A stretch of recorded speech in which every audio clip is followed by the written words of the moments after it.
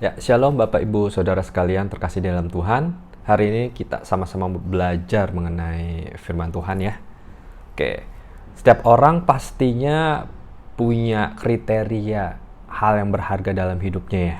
Ada yang bilang kalau, wah sesuatu yang bikin saya bahagia itu adalah saya bisa jalan-jalan ke luar negeri gitu. Atau ya yang lain bilang saya bisa buka usaha sendiri. Atau saya bisa punya uang yang banyak. Terus mungkin untuk beberapa influencer bisa punya follower yang banyak gitu. Nah, untuk saya pribadi misalnya adalah mengenai kesehatan ya. Sesuatu yang berharga untuk saya itu salah satunya adalah yang paling berharga, salah satunya di antara keluarga maupun yang lainnya itu adalah kesehatan gitu. Nah, 8 bulan belakangan ini saya suka berolahraga, khususnya itu olahraga angkat beban atau orang biasa bilang fitness gitu ya. Nah, di olahraga ini, fitness ini ada beberapa hal yang saya baru tahu gitu. Hal yang baru tahu, oh ternyata begitu ya, mengenai kesehatan gitu dalam dunia fisik. Contohnya ini ya, to the point. Contohnya ada 3 pilar gitu mengenai fitness, dimana supaya goalsnya kita itu, by the way, goalsnya kita orang fitness itu adalah membentuk badan yang ideal ya, proper dulu. Jadi misalnya yang dari gemuk bisa turun dulu, lebih langsing, dan yang berat badannya di bawah rata-rata atau yang terlalu kurus itu bisa naik sedikit lebih berisi gitu. Nah, pas sudah di tengah-tengah baru dah terserah, ada yang mau cukup sekedar atletis atau mau membentuk otot yang besar. Ya. Untuk sampai kita bisa mencapai goals kita, badan yang atletis, katakanlah, atau otot yang besar, itu ada 3 pilar. Itu yang pertama, nutrisi yang terpenuhi. Terus yang kedua, latihan yang benar dan konsisten. Ya, pokoknya latihan, workout, gitu, workout yang angkat beban itu sendiri. Yang ketiga, itu adalah istirahat yang cukup, ya, atau waktu tidur yang cukup. Nah, kalian setuju nggak kalau kita bilang kesehatan itu sesuatu yang mahal harganya? Gitu. Kayak orang rela mengeluarkan uang apapun supaya dia bisa sehat kembali. Orang rela beliin itu gitu, kayak termakan, tanda kutip termakan iklan lah. Belilah ini gitu agar kalian bla bla bla bla gitu kan. Akhirnya tanpa pikir panjang orang bisa langsung, apalagi jam sekarang itu udah era digital, cepet gitu ya, tinggal beli, klik, dengan klik jempol barangnya sampai deh paket gitu. Nah, dari sini kita bisa melihat kalau sebegitu berharganya orang terhadap kesehatan secara jasmani. Nah, apa kabar mengenai kesehatan rohani kita? Nah, kita pasti udah sama-sama tahu ya, kita sebagai manusia tuh hidup terdiri dari 3 hal, 3 macam, yaitu tubuh, jiwa, dan roh. Nah, kalau yang barusan tadi kita bahas itu mengenai tubuh ya, aspek yang pertama secara fisik ya kan, nutrisi lah, nutrisi ataupun suplemen atau obat-obatan gitu. Nah, kali ini kita mau lebih dalam mengenai aspek yang ketiga, yaitu aspek rohani atau roh kita. Nah, aspek yang ketiga ini ada hubungan antara kita sebagai manusia itu dengan Sang Pencipta. Gitu. Dari 3 pilar itu saya puji Tuhan ya, saya bersyukur jadi tercerahkan, menambah wawasan yang baru gitu ya. Dari hal tersebut pun saya bisa belajar sesuatu gitu ya. Nah, begitupun dengan kesehatan rohani kita. Jadi kita perlu ada keseimbangan, nggak bisa cuma aspek fisik doang, atau dari itu cuma tubuh dan jiwa doang, nggak bisa, atau tubuh dan roh doang, jiwa nggak bisa ya. Tiga-tiganya kita perlu jaga dengan baik. Termasuk fisik juga, apa yang kita makan, apa yang masuk ke dalam mulut kita, makan dan minumnya itu perlu kita jaga dengan baik juga. Gitu. Jadi nggak ada mana yang lebih bagus, mana yang lebih penting. Tiga-tiganya sama-sama penting. Tapi kali ini kita mau bahas yang aspek ketiga, yaitu aspek spiritual, roh kita. Langsung aja, yang pertama, gimana supaya kita bisa menjaga kesehatan rohani kita? Yang pertama, tadi kan nutrisi yang terpenuhi. Nah, kalau di dalam konteksnya spiritual, maka adalah kita harus hidup di dalam Tuhan, atau makan makanan rohani, yaitu apa? Firman Tuhan. Oke, langsung aja kita baca di dalam Yohanes 15 ayat 4 ya. Tinggallah di dalam aku dan aku di dalam kamu, sama seperti ranting tidak dapat berbuah dari dirinya sendiri kalau ia tidak tinggal pada pokok anggur, demikian juga kamu tidak berbuah jikalau kamu tidak tinggal di dalam aku. Amin, untuk firman Tuhan. Nah, di sini dikatakan secara jelas gitu, kalau kita tuh nggak bisa hidup dari diri kita sendiri doang. Kita itu harus hidup di dalam Tuhan, gitu. Kalau kita tinggal di dalam Tuhan, itu otomatis siang dan malam kita, aktivitas yang kita kerjakan, kita akan merenungkan firman Tuhan, gitu. Kita akan terus bertanya-tanya setiap kali kita dihadapi dengan sebuah pilihan, apakah hal ini akan menyenangkan Tuhan atau enggak? Apakah hal ini sesuai dengan kehendak Tuhan atau enggak? Nah, hal itu terjadi apabila kita itu tinggal di dalam Tuhan, gitu, Bapak Ibu ya, teman-teman semua, gitu. Jadi penting banget kalau rohani kita mau sehat, gitu. Kita harus makan makanan rohani, ya. Yang seperti yang tertulis gitu, kalau kita manusia tidak bisa hidup dari roti saja ya, makanan rohani, makanan secara jasmani, tapi manusia itu hidup dari apa yang dikatakan oleh firman Tuhan, gitu. Jadi yuk sama-sama mulai sekarang kita lebih getol lagi, kita semangat lagi untuk belajar mendalami firman Tuhan. Kita punya kehausan, haus dan lapar akan firman Tuhan, karena kita menyadari kita pengen rohani kita sehat, gitu. Kita butuh nutrisi untuk kerohanian kita, gitu. Ya, kita sama-sama menghayati ini dengan baik, gitu. Kalau kita nggak bisa dengan kepintaran kita, gitu. Kita nggak bisa dengan kecerdasan kita atau pengalaman hidup kita yang udah banyak mungkin ya. Tapi kita tahu kalau bahwasannya satu-satunya yang bisa kita andalkan itu adalah Tuhan, gitu.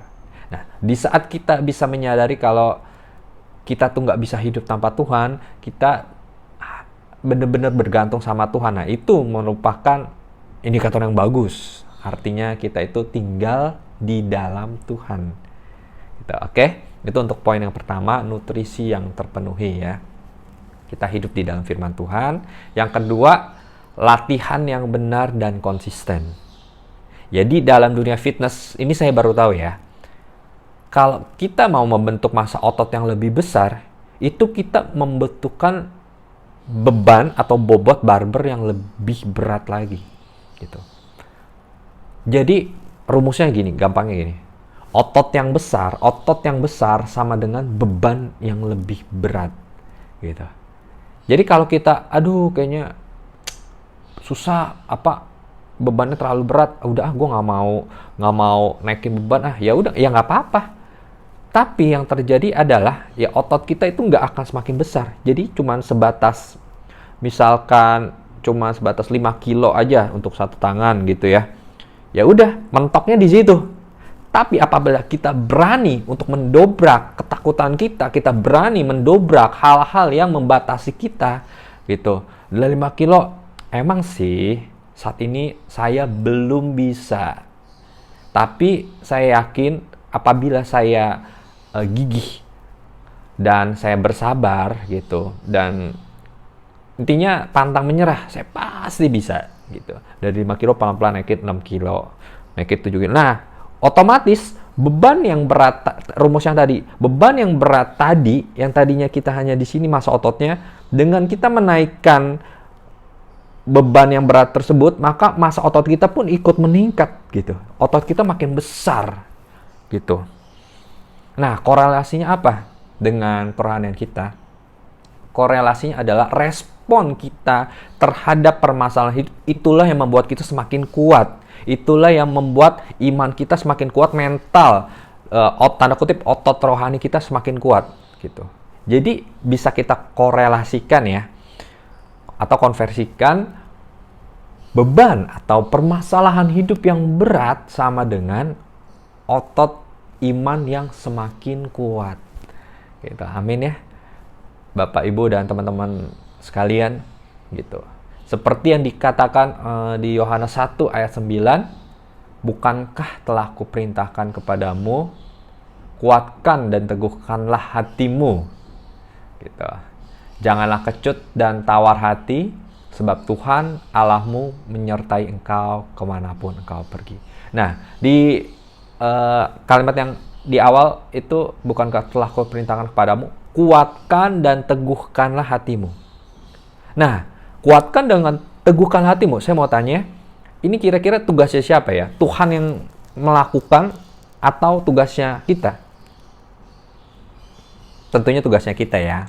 Jadi perintahnya Tuhan kan kepada umatnya, hei, kuatkan dan teguhkanlah hatimu. Nah, berarti yang harus menjalankannya, yang harus tanda kutip mengeksekusinya adalah kita, manusia. Gitu tugasnya kita. Nah, di sini kita mau sama-sama belajar, harus ada kerjasama yang baik antara kita dengan Tuhan. Tuhan yang menyertai, Tuhan yang memampukan, tapi yang eksekutornya di tengah medan perang itu, di lapangan adalah kita. Gitu. Ini tugasnya kita. Nah, poin yang kedua yang tadi, latihan yang benar dan konsisten. Berarti kalau dalam konteksnya kesehatan rohani adalah respon kita terhadap permasalahan hidup. Masih nggak kita suka mengeluh apabila keadaan tidak sesuai dengan yang kita harapkan? Masih nggak kita suka bersungut-sungut gitu di saat kita sudah berbuat baik terhadap sesama kita tapi kita tidak dihargai? Masih nggak kita mampu untuk bersyukur saat kita sudah berdoa kepada Tuhan tapi ternyata Tuhan belum, atau Tuhan menjawab tidak terhadap keinginan kita? Apa respon kita? Nah, di sini kita mau sama-sama belajar. Saya pun belajar ya pastinya, Bapak Ibu. Kalau banyak hal yang tidak bisa kita kendalikan dalam hidup ya, gitu. Dan tugasnya kita saat ini adalah merubah respon. Kita nggak bisa merubah apa yang di luar kita. Contoh yang simple, cuaca ya, mau hujan, apa mau panas, kita nggak bisa kan ya. Terus contohnya pemikiran orang, perasaan orang, kita nggak bisa mengendalikan itu kan. Terus hal-hal yang di luar kendali, apapun itulah, kemacetan atau apapun itu yang di luar kendali kita, kita tidak bisa kendalikan. Yang bisa kita kendalikan adalah respon kita. Nah, respon ini nggak mudah. Ya, saya tahu betul hal ini nggak mudah. Tapi ingat, tidak ada otot yang besar apabila tidak ada beban yang berat. Nah, kalau kita mau otot iman kita semakin kuat, kita harus melatihnya. Kata kuncinya di sini adalah melatihnya. Jadi, dalam dunia fitness pun itu, orang yang pemula misalnya, yang sebelumnya belum pernah olahraga, itu nggak mungkin tiba-tiba langsung beban 20 kilo. Itu nggak mungkin ya. Itu antara bisa cedera atau dia kapok nggak latihan lagi. Karena terlalu melebihi batas. Dan ingat, firman Tuhan bilang, kalau pencobaan yang kita alami itu tidak melebihi kekuatan kita. Jadi pada saat ini, pada hari ini, apabila Bapak Ibu atau teman-teman semua merasakan bebannya kayak, kok hidup gini amat ya. Nah, ingat, firman Tuhan berkata, kalau beban itu tidak melebihi kapasitas kita. Itu karena Tuhan percaya kita mampu. Karena Tuhan percaya kita itu bisa, istilahnya kalau di fitness itu progressive overload ya. Progressive overload itu yang tadi saya jelaskan, beban yang berat gitu, yang bikin otot kita semakin besar. Dengan progressive overload di kerohanian kita, dengan beban yang berat, dan kita melatihnya, kita merespon, melatih dengan benar. Di sini konteksnya adalah merespon dengan benar. Kita, situasi sedang tidak sesuai dengan yang kita harapkan gitu kan, sudah berbuat yang terbaik, usaha gitu. Tapi kok belum, malah bangkrut, atau sudah melamar kerja sana sini tapi kok belum ada yang keterima gitu. Itu nggak mudah kan ya. Apabila kita yang udah dewasa, kita mengalami kan bener-bener sesuatu yang real banget gitu dalam hidup kita. Tapi yuk kita sama-sama mau belajar merespon permasalahan hidup dengan benar. Karena kita tahu apa? Kita nggak sendirian. Tuhan senantiasa menyertai kita. Amin. Nah, selanjutnya pilar yang ketiga adalah istirahat yang cukup atau tidur yang cukup. Nah, ini saya baru tahu juga ya. Ternyata dalam dunia fitness itu yang bikin otot kita itu permanen, besar, itu justru saat kita tidur. Bukan saat kita ini ngepam, istilahnya itu ngepam. Emang saat kita ngepam itu kesannya ototnya gede. Tapi itu belum menjadi, tanda kutip, menjadi permanen milik kita. Jadi saat kita sedang ngepam gitu, sebenarnya yang terjadi secara science gitu ya, sel-sel atau jaringan otot kita itu dirusak, tanda kutip dirusak gitu. Nah, saat kita tidur itu ada yang namanya istilah recovery. Di fase recovery itulah otot kita itu baru menjadi permanen, besar, bisa menjadi diganti yang rusak tadi itu tergantikan dengan otot yang baru yang akhirnya menjadi makin besar dan itu menjadi milik kita di saat kita tidur. Nah, di sini korelasinya adalah istirahat kan berbicara sesuatu, rilis sesuatu yang kita lepaskan gitu kan. Di sini adalah kita berserah kepada Tuhan. Setelah kita masukin nutrisi rohani, kita respon dengan permasalahan itu, yang terakhir adalah kita berserah kepada Tuhan. Dan berserah berbicara mengenai hal yang di luar kendali kita. Ini totally adalah otoritasnya Tuhan ya, sepenuhnya. Kita menyerahkan sepenuhnya otoritas itu kepada Tuhan. Nah, seperti yang tertulis dalam 1 Petrus 5 ayat yang ke-7, serahkanlah segala kekhawatiranmu kepadanya, sebab Ia yang memelihara kepadamu. Wow, ini suatu ayat yang benar-benar menguatkan sekali ya Bapak Ibu. Suatu ayat yang menjadi jawaban buat kita. Yang tadinya di poin nomor 2 yang begitu banyak kebingungan, begitu banyak tanda tanya. Tuhan, mengapa ini terjadi pada saya? Mengapa gitu ya? Kok belum, usaha saya belum membaik? Mengapa keadaan ini yang tidak mengenakan terjadi pada saya? Padahal saya setia beribadah, padahal saya setia berdoa gitu. Nah, ini jawabannya. Bapak Ibu sekalian, serahkanlah segala kekhawatiran kita kepada Tuhan. Sebab Tuhan yang memelihara kita. Ya, amin Bapak Ibu Saudara sekalian. Nah, oke. Saya simpulkan firman Tuhan pada hari ini gitu. Ada 3 pilar untuk kesehatan rohani kita. Yang pertama adalah nutrisi yang terpenuhi, yaitu kita tinggal di dalam firman Tuhan. Kita hidup seturut firman Tuhan. Yang kedua, latihan yang benar dan konsisten, yaitu berbicara mengenai respon kita yang benar, respon yang benar terhadap permasalahan hidup. Dan yang terakhir, yang ketiga adalah istirahat yang cukup, yaitu kita menyerahkan sepenuhnya segala sesuatunya. Setelah kita melakukan bagian kita ya, pastinya kita melakukan bagian kita, baru kita menyerahkan sepenuhnya kepada firman Tuhan. Yakin dan percaya bahwa apapun yang terjadi dalam hidup kita, mungkin saat ini kita sedang dalam lembah kekelaman, kita tidak sendirian. Karena Tuhan senantiasa menyertai kita. Amin untuk firman Tuhan.